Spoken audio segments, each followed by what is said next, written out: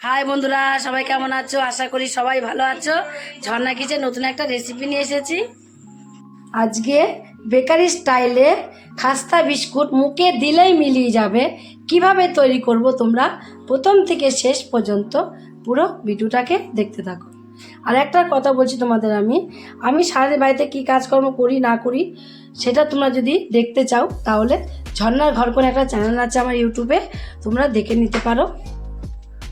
তার জন্য এখানে আমি একটা বোল নিয়ে নিয়েছি। বোলের মধ্যে মিনারিং কাপের এটা 85 গ্রাম মাপ, সেটা আমি 2 কাপ এখানে ময়দা নিয়ে নেব।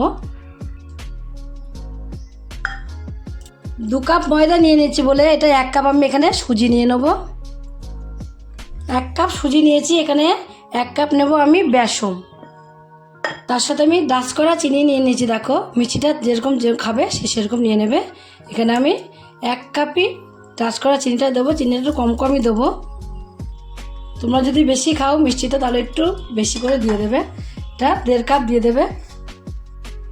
আর দেবো আমি এখানে 1 চামচ বেকিং পাউডার দিয়ে একটু মিশিয়ে নেবো সব কিছু দিয়ে। আর দেবো এখানে আমি 1 প্যাকেট আমুল দুধ। আমুল দুধটাকে দিয়ে একটু ভালোভাবে মিশিয়ে নেবো। ভালোভাবে যদি মিশানো না হয় তাহলে ভালোভাবে মিশবেও না। এবার আমি এই বোলের থেকে আমি একটা চালনি নিয়ে নেবো, নিয়ে এর মধ্যে চেলে নেবো। এভাবে চেলে নেওয়া যায় যদি, দেখবে কত সুন্দর মিশে যাবে সব কিছু একসঙ্গে উপকরণগুলো।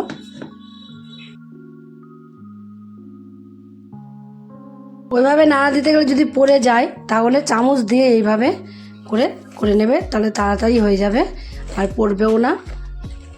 যেই চেলে নিয়েছে দেখো, চেলে নেওয়া হয়ে গেছে। এরকম দলা দলা রয়েছে, এই দলাগুলোকে চামচের মাথা দিয়ে এইভাবে একটু ভেঙে দেবো। সব কিছু চেলে নেওয়ার পরে লবণ দিতে ভুলে গিয়েছিলাম, তাই সামান্য একটু লবণ আমি এর মধ্যে দিয়ে দিলাম। দিয়ে লবণটা দিয়ে একটু ভালোভাবে মিশিয়ে নিতে হবে। যেহেতু চেলে নেওয়া হয়ে গেছে, সব কিছু ভালোভাবে মিশে গেছে আগের থেকেই। লবণটা দিয়ে একটু ভালোভাবে মিশিয়ে নিয়েছি। এবার আমি এটা একটা মেখে ডো তৈরি করে নেবো। তার জন্য এখানে সাদা তেল নিয়ে নিয়েছি। এটা পুরোটাই সাদা তেলটা দিয়ে মাখতে হবে, কোনো রকম এর মধ্যে জল দেওয়া যাবে না। যদি তোমরা সাদা তেল না দেবা মনে করো তাহলে তোমরা একটু দুধ দেবে, দুধ দিয়ে তারপরে এটাকে মেখে নেবে। পুরো তেলটাই আমার দেখো লেগে গেল এর মধ্যে। যতটা তেল আমি বাটির মধ্যে নিয়েছিলাম ওই তেলটা কিন্তু হয়নি। আর একটু তেল আমি আরও 2 চামচ তেল এর মধ্যে আমি দিয়ে দিয়েছি। দিয়ে দেখো এখন আমার মেখে নেওয়া পুরো হয়ে গেছে। একটু টাইম নিয়ে মাখতে হবে ভালোভাবে। এভাবে মেখে দেখো, বেশি কিন্তু নরমও না আবার বেশি শক্তও না, ঝরঝরাও না। ঝরঝরে হলে কিন্তু ভালো বসবে না, বিস্কুটটা টাইট হবে না। তার জন্য ভালো ঝরঝরাও করিনি বেশি। এইভাবে মেখে নিয়ে মিশ্রণটাকে আমি এবার এক সাইডে রেখে দেবো। মিশ্রণটা অনেকক্ষণ আমি রেখে দিয়েছি। রেখে দিয়ে এখানে আমি একটা স্টিলের থালা নিয়েছি। থালাটা সাদা তেল দিয়ে দেবো অল্প করে একটুখানি। সাদা তেলটা থালার চারিদিকে ভালোভাবে একটু এভাবে লাগিয়ে নেব। গাগুলোতেও একটু লাগিয়ে নেব। চারিদিকে লাগিয়ে নিয়েছি। লাগিয়ে এবার আমি যে এখানে বিস্কুট ময়দা দিয়ে সুজি দিয়ে সব কিছু উপকরণ দিয়ে আমি যে মিশ্রণটা রেডি করে রেখে দিয়েছি সেইখান থেকে একটু মিশ্রণ আমি হাতের মধ্যে নিয়ে নেব। সাইজটা তোমরা তোমাদের ইচ্ছা মতন করতে পারো। হাতের মধ্যে নিয়ে এভাবে একটু গোল করে নেব। গোল করে এগুলো একটু সাইজ করে দেবো। দেখো এখন রেখে দেওয়াতে কতটা নরম নরম হয়ে গেছে। এত নরম কিন্তু ছিল না যখন আমি এটাকে মাখালাম মিশ্রণটাকে, তখন কিন্তু এতটা নরম ছিল না। সবগুলো আমার কমপ্লিট হয়ে গেছে। এটা একটু সরিয়ে দিয়েছিলাম বলে এখানে একটু দাগ হয়ে গেল। এবার সব কটার উপরে একটু এই মধ্যেখানে এরকম করে একটু চেপে চেপে দেবো। এভাবে মধ্যেখানটা শুধু চেপে দেবো। কটা আমন্ড বাদাম আমি এরকম ছোটো ছোটো করে কেটে নিয়েছি, এইভাবে দিয়ে দেবো। তোমরা আমন্ড বাদামের বদলে কাজু, কিশমিশ বা কাঠবাদাম অনেক রকমই আছে, তোমরা পেস্তা, তোমরা যেটা তোমাদের হাতের কাছে থাকবে তোমরা সেইটাই দিয়ে দেবে উপর দিয়ে। সবগুলো আমি সাজিয়ে দিয়েছি। দেখো দেখতে যেন কতটা সুন্দর লাগছে, এখনও তৈরি না হতে কতটা সুন্দর লাগছে দেখতে তোমরা দেখো। এদিকে আমি বিস্কিটগুলো রেডি করছিলাম, করতে করতে গ্যাসে একটা কড়াই বসিয়ে দিয়েছি। কড়াইটার মধ্যে একটা ঝিক দিয়ে দিয়েছি। এখন কিন্তু কড়াইটা পুরো গরম হয়ে গেছে।